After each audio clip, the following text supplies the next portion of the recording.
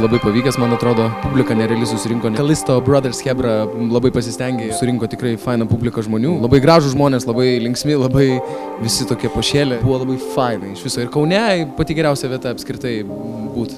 Party on with Godspeed. This beat is everything you need.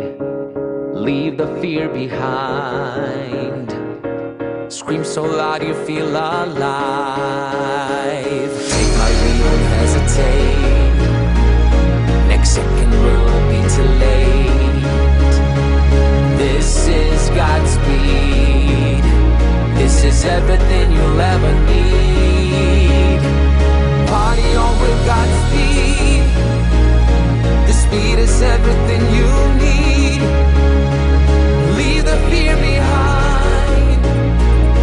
Scream so loud you feel alive. Take my lead, don't hesitate. Next second will be too late. This is Godspeed. This is everything you'll ever need. Viena geriausių vietų, kur man teko dainuoti, tai būtent čia. Ir šitas vakarėlis viso buvo crazy.